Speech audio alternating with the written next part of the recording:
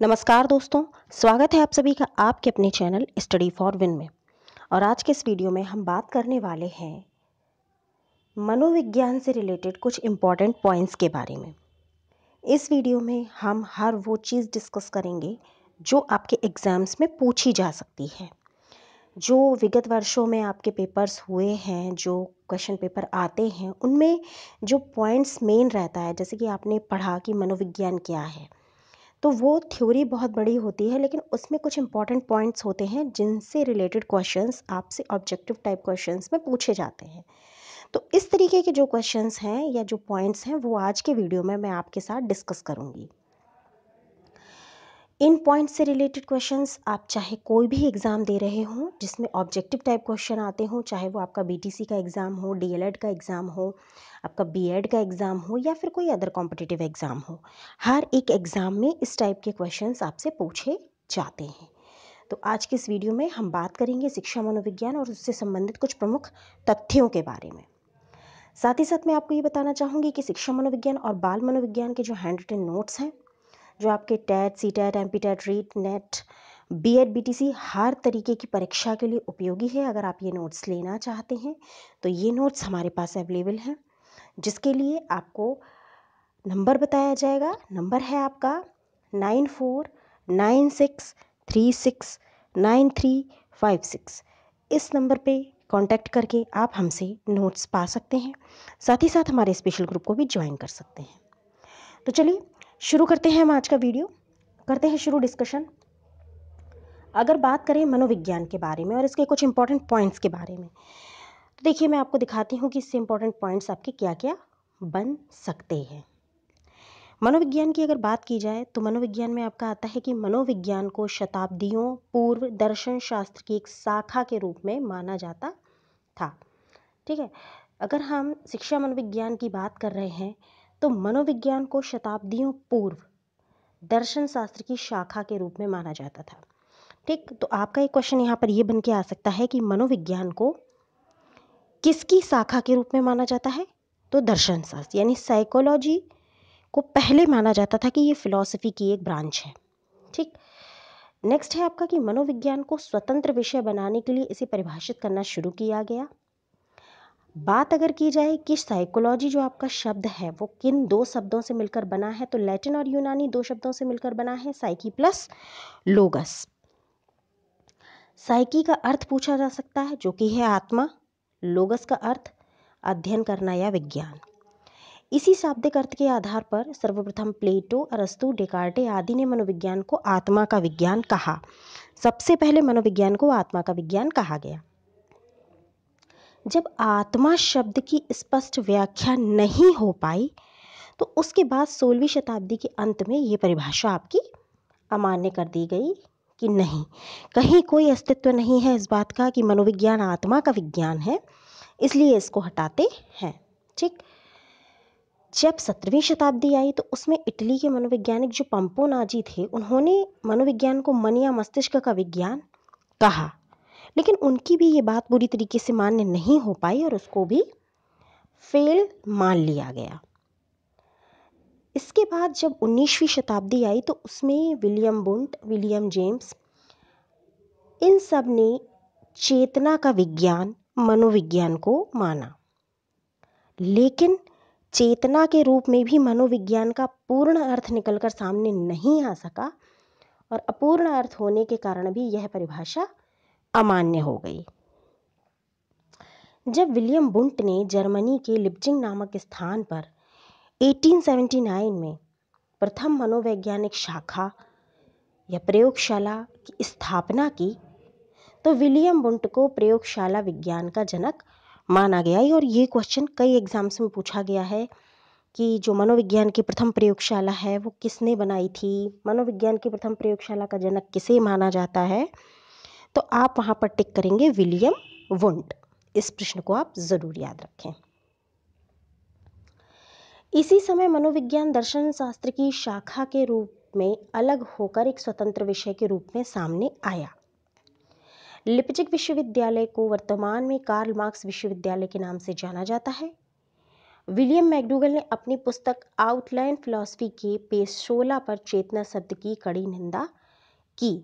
और जब 20वीं शताब्दी आई तब मनोविज्ञान को व्यवहार का विज्ञान माना गया, जो सबसे सही हुआ, सबसे सही लगा, विभिन्न प्रयोगों पर खरा उतरा, उसकी पूर्ण तरीके से व्याख्या हो पाई, पुष्टि हो पाई, तो उसको आज तक सही माना जा रहा है और यही परिभाषा इसकी प्रचलित है।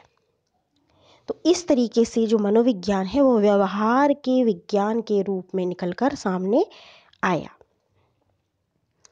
अब व्यवहार का विज्ञान मानने वाले अगर प्रमुख मनोवैज्ञानिक की बात की जाए या ऑप्शंस दिए जाएं तो वहाँ पर आप वाटसन टिक करेंगे, क्योंकि वाटसन को व्यवहारवाद का जनक कहा जाता है और मनोविज्ञान को व्यवहार का विज्ञान मानने वाले प्रथम मनोवैज्ञानिक आपकी वाटसन ही हैं। ठीक, तो आप उसमें वाटसन टिक करेंगे। एक क्वेश्चन आपका यहाँ से निकल कर आएगा। इसके अलावा वुडवर्थ, स्किनर, थॉर्नडाइक, मैकडूगल आदि भी मनोविज्ञान को व्यवहार का विज्ञान मानते हैं, लेकिन अगर व्यवहार के विज्ञान का जनक कहा जाए या व्यवहारवादी, प्रमुख व्यवहारवादी का नाम आपसे पूछा जाए तो आप वाटसन को ही टिक करेंगे। आगे अब हम बात करते हैं मनोविज्ञान के जनक, प्रमुख जनक की एक लिस्ट है, उनके बारे में हम यहाँ पर डिस्कस करेंगे। ठीक, पहले हैं आपके मनोविज्ञान के जनक अरस्तु, शिक्षा मनोविज्ञान के जनक थॉर्नडाइक, प्रयोगात्मक मनोविज्ञान के जनक विलियम वुंट, आधुनिक मनोविज्ञान के विलियम वुंट, अमेरिकन मनोविज्ञान के विलियम जेम्स, किशोर मनोविज्ञान के स्टेनले हॉल, किशोरावस्था बड़े ही संघर्ष, तनाव, तूफान की अवस्था है, स्टेनले हॉल का कथन है, और किशोर मनोविज्ञान के जनक भी स्टेनले हॉल हैं। व्यक्तित्व मनोविज्ञान के जनक जीन पियाजे, व्यवहारवाद के जनक मैंने अभी बताया वाटसन, मूल प्रकृति के जनक मैकडूगल और मौलिक व्यवहारवादी के जनक स्किनर।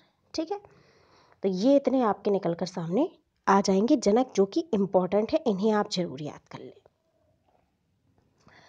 आगे अगर हम इसी क्रम में बढ़ें और बात करें मनोविज्ञान की प्रमुख शाखाओं के बारे में जिनसे क्वेश्चन आता है, तो इन शाखाओं पर एक बार जरा गौर फरमा लीजिए।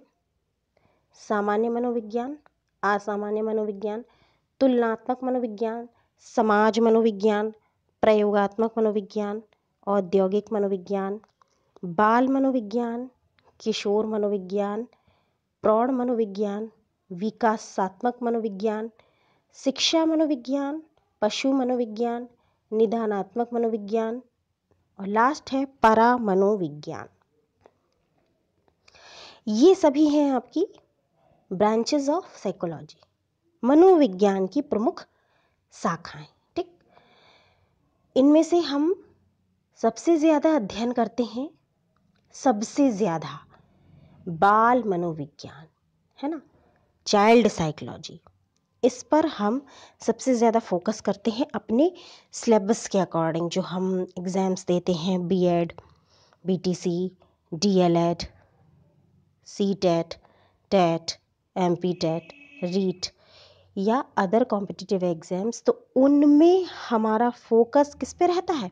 बाल मनोविज्ञान पे, क्योंकि हम एक भविष्य के शिक्षक बनने वाले हैं और शिक्षकों का सीधा संबंध बालकों से होता है।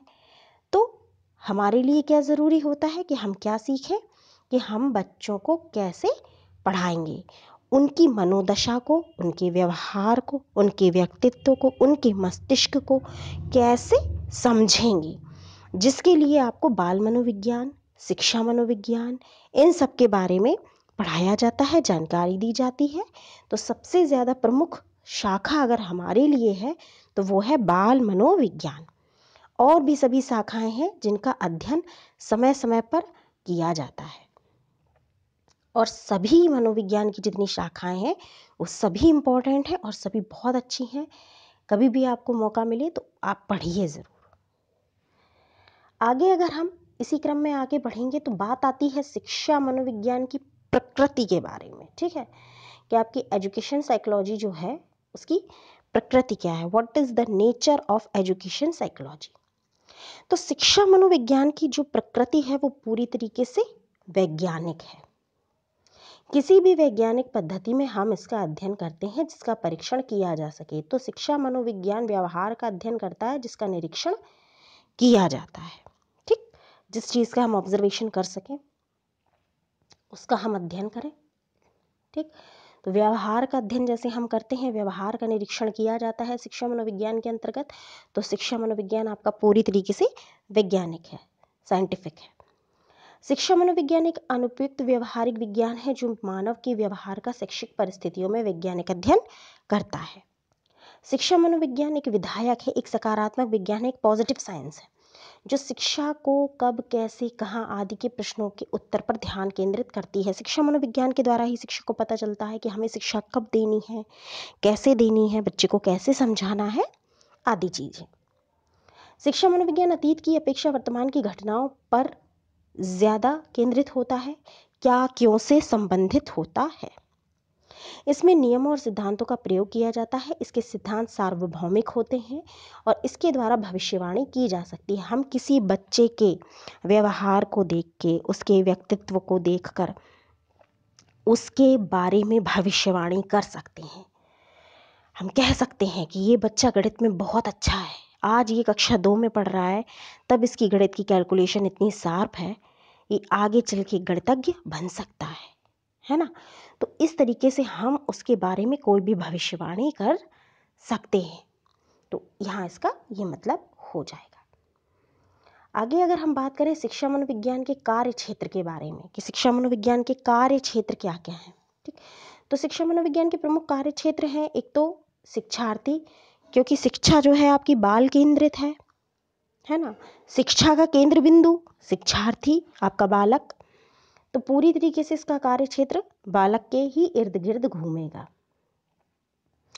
सीखने की प्रक्रिया पे पूरा फोकस होना शिक्षा मनोविज्ञान का है कि सीखने की प्रक्रिया प्रभावी है या नहीं है। सीखने की परिस्थिति पर पूरा फोकस रखना कि सीखने के लिए अनुकूल परिस्थितियां उत्पन्न की जाएं ताकि बच्चा कम समय में ज़्यादा से ज़्यादा सीख सके। मापन और मूल्यांकन पर पूरा फोकस करना कि समय समय पर सतत और व्यापक मूल्यांकन करना, बच्चों का मापन करना, शैक्षिक प्रगति उनकी देखना, ये सारी चीज़ें। उसके बाद निर्देशन एवं मानसिक स्वास्थ्य। निर्देशन एवं मानसिक स्वास्थ्य, अगर किसी बच्चे को किसी तरीके की निर्देशन की आवश्यकता है तो उसको निर्देशन देना, परामर्श देना और उसके मानसिक स्वास्थ्य का भी आकलन करना। तो ये सारे शिक्षा मनोविज्ञान के आपके कार्य क्षेत्र हैं। आगे बढ़ते हैं इसी क्रम में और अगर हम बात करते हैं शिक्षक के लिए शिक्षा मनोविज्ञान की उपयोगिता क्या है, एक टीचर के लिए एजुकेशन साइकोलॉजी का क्या यूज़ है। तो शिक्षा मनोविज्ञान के द्वारा शिक्षक का दृष्टिकोण उन्नत और व्यापक हो जाता है। शिक्षक को पता चलता है कि उसे क्या करना है, कैसे करना है। ऐसा शिक्षक किसी भी प्रकार की कक्षा में शैक्षणिक परिस्थितियां जागृत कर सकता है। ऐसा शिक्षक स्वयं को जान सकता है और बालक को भी पहचान सकता है। ऐसा शिक्षक बालक के प्रति प्रेम, सहानुभूति, समदर्शी भाव को अपनाता है, कक्षा में अनुशासन स्थापित कर सकता है और व्यक्तिगत विभिन्नता के अनुसार शिक्षा प्रदान कर सकता है, क्योंकि हर बच्चा एक सा नहीं होता, हर किसी को अलग अलग मेथड ज़रूरी होता है पढ़ाने के लिए। किसी को वही चीज़ जल्दी समझ में आ जाती है, किसी को वही चीज़ देर में समझ में आती है। तो व्यक्तिगत विभिन्नता के अनुसार वो शिक्षण प्रदान कर सकता है। तो शिक्षक के लिए शिक्षा मनोविज्ञान की बहुत ज़्यादा उपयोगिता है। तो ये कुछ इम्पॉर्टेंट पॉइंट्स थे जो आपकी परीक्षा की दृष्टि से इम्पॉर्टेंट थे, तो आपके साथ मैंने ये डिस्कस किया। उम्मीद करती हूँ वीडियो आपको पसंद आया होगा, कुछ ना कुछ आपको इस वीडियो के अंतर्गत ज़रूर सीखने को मिला हो। अगर फ्रेंड्स कुछ भी आपको सीखने के लिए मिला हो तो प्लीज़ वीडियो को लाइक और शेयर ज़रूर कीजिए। शेयर ज़रूर कीजिए वीडियो को, ताकि आपके साथ साथ आपके आसपास आपके परिचित के लोग भी इससे लाभान्वित हो सकें, वो भी कुछ सीख सकें, क्योंकि हमारी कोशिश है आप तक कुछ ना कुछ पहुँचाना। तो आप लोग इसमें सहायता करेंगे तो ये ज़रूर हो पाएगा। तो प्लीज़ वीडियो को लाइक कर दीजिए, शेयर कर दीजिए और अगर चैनल पर पहली बार आए हैं तो प्लीज़ चैनल को सब्सक्राइब किए बिना बिल्कुल भी मत जाइएगा। चैनल को सब्सक्राइब कर लीजिए, बेल आइकन प्रेस कर लीजिए ताकि वीडियोज़ की नोटिफिकेशन आपको मिलते रहे। चैनल को सब्सक्राइब कर लीजिए और हमारी प्यारी सी फैमिली का हिस्सा बन जाइए। यहाँ पर हम रेगुलर वीडियोस आपको अपलोड करते हैं ताकि आप लोगों का कोई भी जो चैप्टर है वो मिस ना हो। हम पूरी कोशिश करते हैं कि आप लोगों की तैयारी नियमित रूप से चलती रहे, उसमें किसी भी तरीके का कोई गैप ना हो। तो बस आप लोग चैनल सब्सक्राइब कर लीजिए। किसी भी तरीके की कोई भी प्रॉब्लम हो तो आप कमेंट सेक्शन में जाकर आप पूछ सकते हैं। अगर आपको नोट्स चाहिए तो हमारा नंबर है 9496369356। इस नंबर पे आप कांटेक्ट करके हमसे नोट्स ले सकते हैं, हमारा स्पेशल ग्रुप ज्वाइन कर सकते हैं। फिलहाल के लिए इस वीडियो में इतना ही। अगर आप मुझे फॉलो करना चाहते हैं तो किसी भी सोशल साइट पे फॉलो कर सकते हैं। हर सोशल साइट की लिंक इसी वीडियो के डिस्क्रिप्शन में दी गई है। मिलती हूँ अपने अगले वीडियो में एक और अच्छे से टॉपिक के साथ। डिस्कस करूँगी कुछ और इंपॉर्टेंट पॉइंट जो आपकी परीक्षा की दृष्टि से अत्यंत महत्वपूर्ण होंगे। तब तक के लिए नमस्कार।